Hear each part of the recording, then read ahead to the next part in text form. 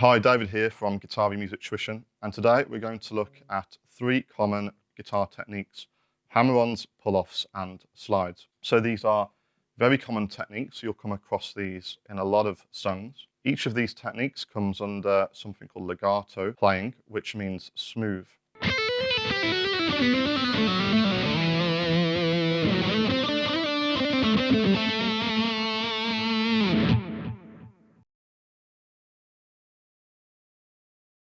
We're going to start off by looking at slides. Now, this is one of the easiest techniques on the guitar. To play a slide on the guitar, you place your finger on a note, on any note you wish, on any string. You pick it and move to a higher or lower fret. But when you move or slide to the fret you're aiming for, you don't have to re-pick it. The slide itself will be enough to play that note if you get it correct. So let's say I want to go from the 3rd fret to the 4th fret. You pick the 3rd fret and move your finger to the 4th fret. As you move, you want to keep the pressure on your finger. That is the most important thing. If you don't push hard enough on the note as you move, you will lose the sound like this. So push maybe a little bit harder than you normally would. And try going backwards too. And then experiment on different frets. So you could go 5 to 7. You could go 7 to 5. You could try it on the lowest string, 3 to 5, 5 to 3. You could slide any number of frets. So you could just slide 1 fret. So 5 to 6, 5 to 7. You could slide 3 frets, 5 to 8. Or as many as you like. So when practicing your slides on the guitar, you want to have a fret in mind that you're aiming for. Don't just practice sliding randomly. This won't really achieve any benefit. Let's say you want to go to fret 7 from fret 5, pick fret 5 and try and aim for the 7th fret. What you might find is, if you've never tried this technique before, that you overslide like this and you go into the next fret, so fret 8 for example in this instance. Or maybe you don't quite reach the fret you're aiming for. So let's say you're aiming for 7, you're on fret 5, you might just come short of that and stop at fret 6. So it does take a little time to get used to for some people, but the more you practice it, then the better you will get. So try sliding 1 fret distance, 2 frets, 3 frets, forwards and backwards, and don't forget to try this on different strings. So as the picking hand, nothing interesting going on here, you just play the note as normal and focus on keeping the pressure on your left hand. If you're right-handed, of course. If you're left-handed, then it would be the opposite of this. Why would you want to slide on the guitar? Well, it does produce a nice smooth sound. If I was just to play 5-7 on the D and the G string, that's quite choppy. But if you had a slide into it, let's say I slide from 5 to 7 on the D and 5 to 7 on the G,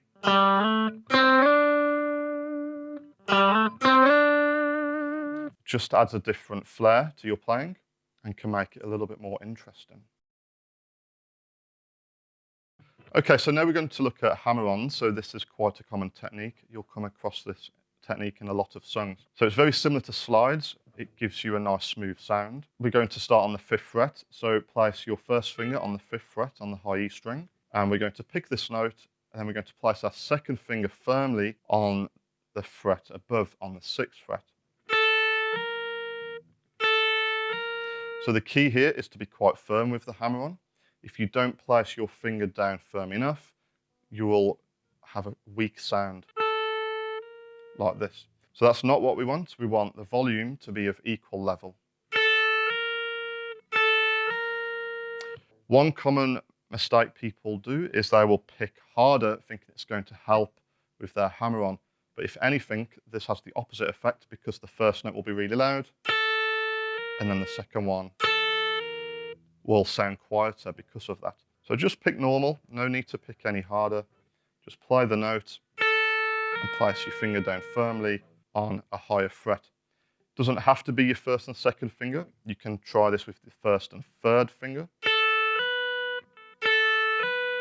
So for example, frets 5 to 7. Or you could try hammering on with your fourth finger. So frets 5 to 8 would be good for this. There's no need to re-pick the note you're hammering on to, like this, because that will replay the note. And there are instances where you do want to replay the note, but for now we don't want to re-pick the note. We just want to hammer on firmly, which should play the note for you without re-picking. After you've practiced this on the high E string, you could try on different strings, maybe the low E string. You could try it on higher frets, middle strings.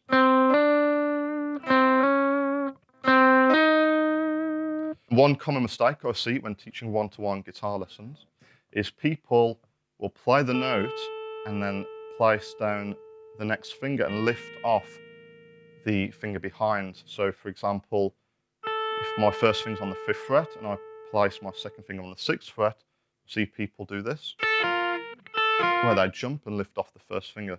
That's not what we want to do. You want to keep the finger down as you hammer on.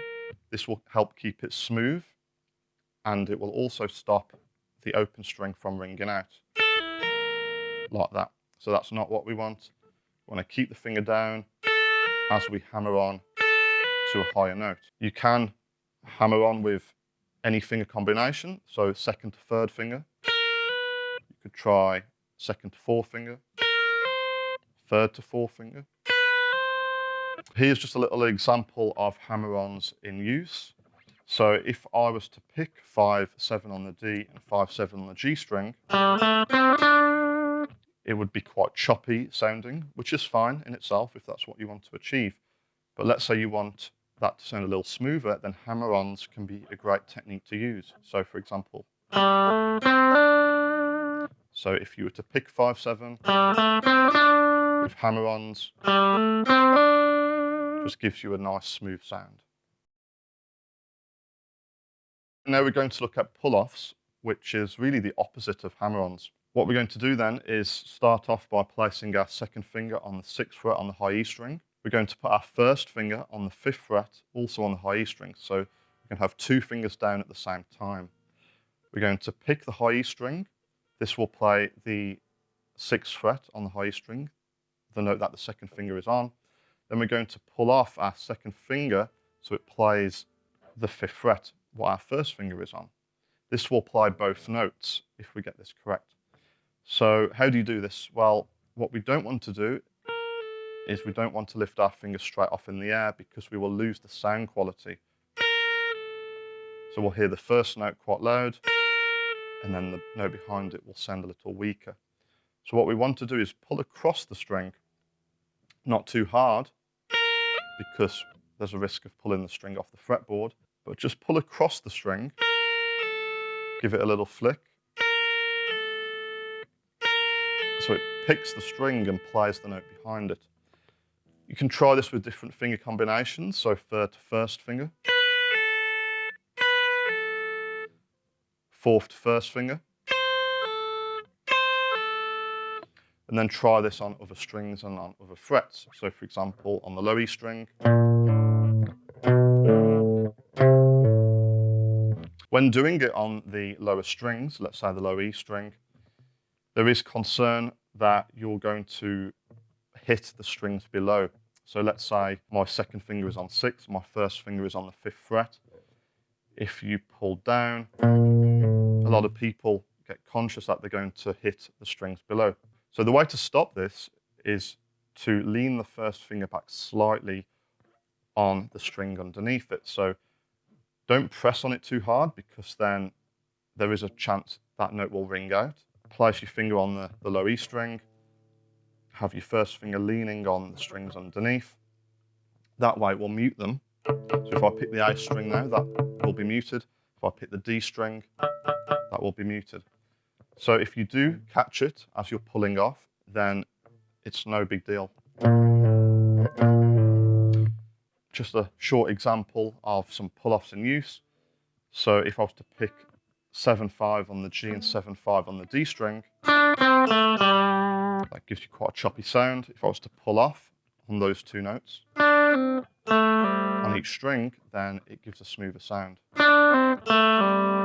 Okay, so once you get the hang of these techniques, you can combine them together in your playing. An example would be if I was to play the 5th fret and hammer on to the 6th fret and pull back off to the 5th fret, I would pick the 5th fret, hammer on to 6 and pull back off to 5. So I'm only picking once at the very start, I'm hammering on and then pulling off, and my left hand is playing all of those notes after the first pick. Once you get good at this, you can keep the hammer-ons and pull-offs going for a lot longer with just one pick at the start. You can try this with different fingers.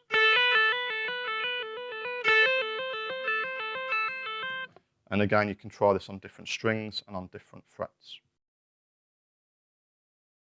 So once you get good at these 3 techniques that we've learned today, hammer-ons, pull-offs and slides, you can combine them. Here's just a little example of combining hammer-ons and pull-offs together with some slides.